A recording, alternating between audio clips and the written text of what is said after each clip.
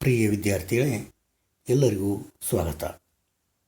ಇಂದು ಎರಡನೇ ಭಾಗವನ್ನು ಒಕಾರಗಮ ಸಂಧಿಯ ನಿಯಮವನ್ನು ನೋಡೋಣ. ಹೋದ ಅವಧಿಯಲ್ಲಿ ಲೋಪಸಂಧಿಯ ನಿಯಮವನ್ನು ಮತ್ತು ಅದಕ್ಕಿಂತ ಮುಂಚೆ ಸಂಧಿಯ ವ್ಯಾಖ್ಯೆಯನ್ನು, ಸಂಧಿ ಎಂದರೇನು, ಸಂಧಿಗಳಲ್ಲಿ ಪ್ರಕಾರಗಳು, ಕನ್ನಡ ಸಂಧಿ ಮತ್ತು ಸಂಸ್ಕೃತ ಸಂಧಿಯ ಒಂದು ವ್ಯಾಖ್ಯೆಗಳನ್ನು ನೋಡಿದ್ದೆವು.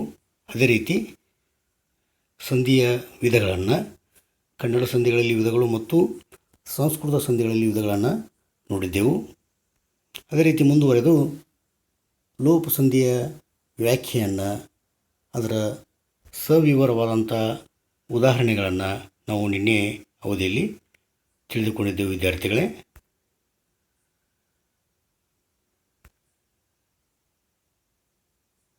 ಇಂದು ಆಗಮ ಸಂಧಿ ಅನ್ನುವ ಸಂಧಿಯ ಒಂದು ವಿವರಣೆಯನ್ನು ನೋಡೋಣ. ಆಗಮ ಸಂಧಿ ಎಂದರೇನು? ಇಲ್ಲಿ ನಾವು ವ್ಯಾಖ್ಯೆಯನ್ನು ಗಮನಿಸಿದಾಗ, ಸ್ವರದ ಮುಂದೆ ಸ್ವರವು ಬಂದು ಸಂಧಿಯಾಗುವಾಗ ಒಂದು ಹೊಸ ಅಕ್ಷರ ಆಗಮವಾದರೆ ಅದನ್ನು ಆಗಮ ಸಂಧಿ ಎಂದು ಕರೆಯುತ್ತಾರೆ.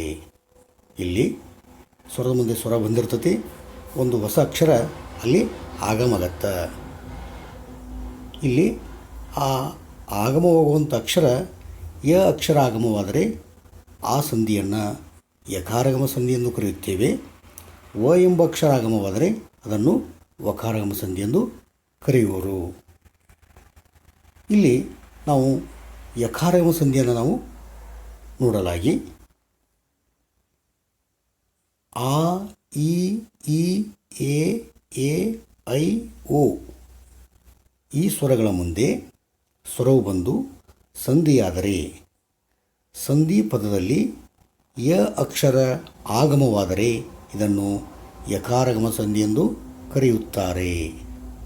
ಇಲ್ಲಿ ಪೂರ್ವ ಪದದ ಕೊನೆಯ ಅಕ್ಷರದ ಸ್ವರ ಆ, ಇ, ಎ, ಐ, ಓ ಕಾರಗಳು ಇದ್ದು ಅವುಗಳ ಮುಂದೆ ಸ್ವರ ಬಂದಾಗ ಆ ಎರಡೂ ಸಂಧಿ ಕೂಡುವಿಕೆಯಲ್ಲಿ ಯ ಎಂಬ ಅಕ್ಷರ ಆಗಮವಾಗುತ್ತದೆ. ಇಲ್ಲಿ ನಾವು ಉದಾಹರಣೆ ಸಮೇತ ನೋಡಲಾಗಿ,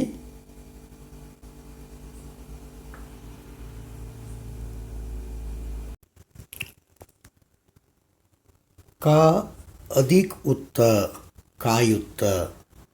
ಕ ಎಂಬ ಅಕ್ಷರದಲ್ಲಿ ಆ ಎಂಬ ಸ್ವರವಿದೆ. ಇದರ ಮುಂದೆ ಉ ಎಂಬ ಸ್ವರವು ಬಂದು, ಅಂದರೆ ಸ್ವರದ ಮುಂದೆ ಸ್ವರವು ಬಂದು ಸಂಧಿಯಾದಾಗ ಕಾಯುತ್ತ ಎಂಬ ಪದ ಸಿಗುತ್ತದೆ. ಈ ಕಾಯುತ್ತ ಎಂಬ ಪದದಲ್ಲಿ ಯ ಎಂಬ ಅಕ್ಷರ ಆಗಮವಾಗಿದೆ. ಅದೇ ರೀತಿ ಬಾ ಅಧಿಕೆಂದು, ಬಾ ಎಂದು. ಬಾ ಎಂಬ ಅಕ್ಷರದಲ್ಲಿ ಆ ಎಂಬ ಸ್ವರವಿದೆ. ಅದರ ಮುಂದೆ ಎ ಎಂಬ ಸ್ವರ ಬಂದಾಗ ಆ ಎರಡೂ ಪದಗಳು ಸೇರಿ ಬಾ ಎಂದು ಎಂಬ ಸಂಧಿ ಪದದಲ್ಲಿ ಯ ಎಂಬ ಅಕ್ಷರ ಆಗಮವಾಗಿದೆ. ಅದೇ ರೀತಿ ಕರಿ ಅಧಿಕಪ್ಪ, ಕರಿಯಪ್ಪ. ಕರಿ ಎಂಬ ಪೂರ್ವ ಪದದಲ್ಲಿ ರಿ ಎಂಬ ಅಕ್ಷರದಲ್ಲಿ ಇ ಎಂಬ ಸ್ವರವಿದೆ. ಅದರ ಮುಂದೆ ಅ ಎಂಬ ಸ್ವರ ಬಂದಾಗ ಇಲ್ಲಿ ಸಂಧಿ ಪದದಲ್ಲಿ ಕರಿಯಪ್ಪ ಎಂಬ ಹೊಸ ಎ ಅಕ್ಷರ ಆಗಮವಾಗಿರುವುದು. ಹೀಗಾಗಿ ಈ ರೀತಿಯಾಗಿ ನಾವು ಇದನ್ನು ಯಕಾರಗಮ ಸಂಧಿಯನ್ನು ನಾವು ನೋಡಬಹುದು. ಇನ್ನು ಮುಂದಿನ ಉದಾಹರಣೆಯನ್ನು ನೋಡಲಾಗಿ, ಕೆರೆ ಅಧಿಕಣ್ಣು, ಕೆರೆಯನ್ನು. ಇಲ್ಲಿ ಎ ಕಾರ ಮುಂದೆ ಅ ಕಾರ ಬಂದಿದೆ, ಹಾಗಾಗಿ ಎ ಅನ್ನುವಂಥ ಹೊಸ ಅಕ್ಷರ ಆಗಮವಾಗಿದೆ. ಕೈ ಅಧಿಕಣ್ಣು, ಕೈಯನ್ನು. ಕೈ ಎಂಬ ಅಕ್ಷರದಲ್ಲಿ ಐ ಎಂಬ ಸ್ವರವಿದೆ. ಅದರ ಮುಂದೆ ಅಕಾರ ಬಂದಾಗ ಇಲ್ಲಿ ಮತ್ತೆ ಸಂಧಿ ಪದದಲ್ಲಿ ಯ ಎಂಬ ಅಕ್ಷರ ಆಗಮವಾಗಿದೆ. ಅದೇ ರೀತಿ ನೋ ಅಧಿಕುತ್ತ, ನೋಯುತ್ತ. ನೋ ಎಂಬ ಅಕ್ಷರದಲ್ಲಿ ಓ ಎಂಬ ಸ್ವರವಿದೆ. ಅದರ ಮುಂದೆ ಉ ಸ್ವರವು ಬಂದು, ಅಂದರೆ ಸ್ವರದ ಮುಂದೆ ಸ್ವರವು ಬಂದು ಸಂಧಿಯಾದಾಗ ಅಲ್ಲಿ ಯ ಎಂಬ ಹೊಸ ಅಕ್ಷರ ಸಂಧಿ ಪದವಾದಂಥ ನೋಯುತ್ತ ಪದದಲ್ಲಿ ಆಗಮವಾಗಿದೆ. ಇನ್ನು ಸವಿವರವಾಗಿ ಉದಾಹರಣೆಯನ್ನು ನೋಡಲಾಗಿ.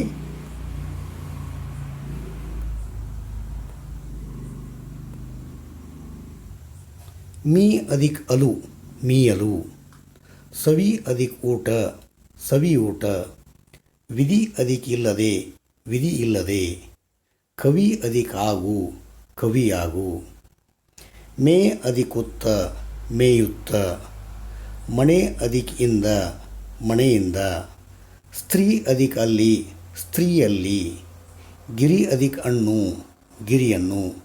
ಈ ರೀತಿಯಾಗಿ ನಾವು ಯಕಾರಾಗಮ ಸಂಧಿಯ ಉದಾಹರಣೆಗಳನ್ನು ಸ್ಪಷ್ಟವಾಗಿ ವಿವರವಾಗಿ ನೋಡ್ಬೋದು. ಇನ್ನು ಆಗಮ ಸಂಧಿಯಲ್ಲಿ ಎರಡನೇ ಪ್ರಕಾರವಾದಂಥ ವಕಾರಾಗಮ ಸಂಧಿಯನ್ನು ನಾವು ನೋಡೋಣ. ವಕಾರಾಗಮ ಸಂಧಿ. ವಕಾರಾಗಮ ಸಂಧಿ ಎಂದರೇನು? ಈ ರೀತಿ ವ್ಯಾಖ್ಯೆಯನ್ನು ನಾವು ವ್ಯಾಖ್ಯಾನಿಸಬಹುದು. ಉ ಉ ರು ಓ ಔಕಾರಗಳ ಮುಂದೆ ಸ್ವರವು ಬಂದು ಸಂಧಿಯಾದಾಗ ಸಂಧಿ ಪದದಲ್ಲಿ ವ ಅಕ್ಷರ ಆಗಮವಾದರೆ ಅದನ್ನು ವಕಾರಾಗಮ ಸಂಧಿ ಎಂದು ಕರೆಯುತ್ತಾರೆ. ಇಲ್ಲಿ ಪೂರ್ವಪದದ ಅಂತ್ಯದಲ್ಲಿ ಉ ಉ ರು ಓ ಔಕಾರಗಳು ಇರಬೇಕು. ಇವುಗಳ ಮುಂದೆ ಸ್ವರ ಬಂದಾಗ ಆ ಸಂಧಿಯಾಗುವಂಥ ಪದದಲ್ಲಿ ಒಂದು ಹೊಸ ಅಕ್ಷರ ವ ಎಂಬ ಅಕ್ಷರ ಆಗಮವಾದರೆ ಅದನ್ನು ನಾವು ವಕಾರಾಗಮ ಸಂಧಿ ಎಂದು ಕರಿತೀವಿ. ಇಲ್ಲಿ ಉದಾಹರಣೆ ಸಮೇತ ನಾವು ಆ ವಾಕ್ಯವನ್ನು ಸ್ಪಷ್ಟಪಡಿಸೋಣ. ಇಲ್ಲಿ ಮಗು ಅಧಿಕಣ್ಣು ಮಗುವನ್ನು, ಗು ಎಂಬ ಅಕ್ಷರದಲ್ಲಿ ಪೂರ್ವಪದದ ಕೊನೆಯ ಅಕ್ಷರ ಗು ಎಂಬ ಅಕ್ಷರದಲ್ಲಿ ಉ ಎಂಬ ಸ್ವರವಿದೆ. ಅದರ ಮುಂದೆ ಅ ಎಂಬ ಸ್ವರ ಬಂದಿದೆ. ಅಂದರೆ ಸ್ವರದ ಮುಂದೆ ಸ್ವರವು ಬಂದು ಹೊಸ ಪದ ಸಂಧಿಯಲ್ಲಿ ಮಗುವನ್ನು ಅಂತ ಒಂದು ಸಂಧಿ ಪದದಲ್ಲಿ ವ ಎಂಬ ಅಕ್ಷರವನ್ನು ನಾವು ಹೊಸದಾಗಿ ಕಾಣ್ತಾ ಇದ್ದೀವಿ. ಅದೇ ರೀತಿ ಧಾತೃ ಅಧಿಕಿಗೆ ಧಾತೃವಿಗೆ, ಧಾತೃ ತೃ ಎಂಬ ಅಕ್ಷರದಲ್ಲಿ ರು ಎಂಬ ಸ್ವರವಿದೆ. ಇದರ ಮುಂದೆ ಈ ಎಂಬ ಸ್ವಕಾರ ಬಂದಾಗ ಈ ಕಾರ ಬಂದಾಗ ಧಾತೃವಿಗೆ ಎಂಬ ಸಂಧಿ ಪದದಲ್ಲಿ ವ ಎಂಬ ಹೊಸ ಅಕ್ಷರ ಆಗಮವಾಗಿದೆ, ಧಾತೃವಿಗೆ. ಅದೇ ರೀತಿ ಮುಂದಿನ ಉದಾಹರಣೆ ನಾವು ನೋಡಲಾಗಿ ಗೋ ಅಧಿಕಣ್ಣು ಗೋವನ್ನು, ಗೋ ಎಂಬ ಅಕ್ಷರದಲ್ಲಿ ಓ ಎಂಬ ಸ್ವರವಿದೆ. ಅದರ ಮುಂದೆ ಮತ್ತೊಂದು ಸ್ವರ ಅ ಎಂಬ ಸ್ವರ ಬಂದಾಗ ಸಂಧಿ ಪದದಲ್ಲಿ ಗೋವನ್ನು ಎಂಬ ವ ಅಕ್ಷರವನ್ನು ನಾವು ಕಾಣಬಹುದು.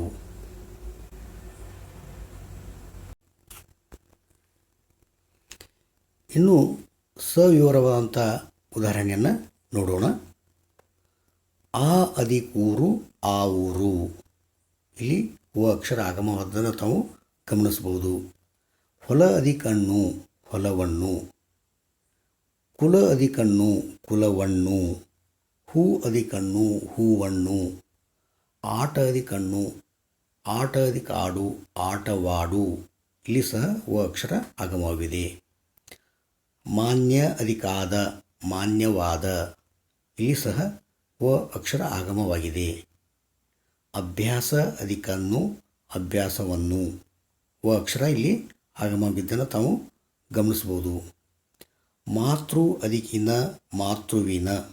ಇಲ್ಲಿ ಸಹ ವ ಅಕ್ಷರ ಆಗಮವಾಗಿರುವುದನ್ನು ನಾವು ಕಾಣಬಹುದು. ಪ್ರಿಯ ವಿದ್ಯಾರ್ಥಿಗಳೇ, ಇವತ್ತಿನ ಅವಧಿಯಲ್ಲಿ ನಾವು ಈ ಆಗಮ ಸಂಧಿಯಲ್ಲಿ ವಕಾರಾಗಮ ಸಂಧಿ ಮತ್ತು ಯಕಾರಾಗಮ ಸಂಧಿಯನ್ನು ನೋಡಿದೆವು. ಇಲ್ಲಿ ನಾವು ಮತ್ತೊಮ್ಮೆ ಸಂಧಿಯ ಒಂದು ವಾಕ್ಯವನ್ನು ಗಮನಿಸಿದಾಗ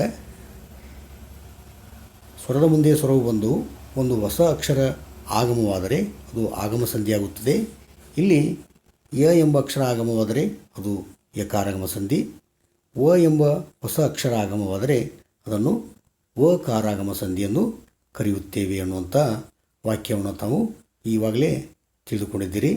ಇನ್ನು ಮುಂದಿನ ಅವಧಿಯಲ್ಲಿ ಆದೇಶ ಸಂಧಿಯ ಬಗ್ಗೆ ಮತ್ತೆ ನಾವು ಉದಾಹರಣೆ ಸಮೇತ ನೋಡೋಣ. ಇಂದಿನ ಅವಧಿಯನ್ನು ಇಲ್ಲಿಗೆ ಮುಗಿಸೋಣ.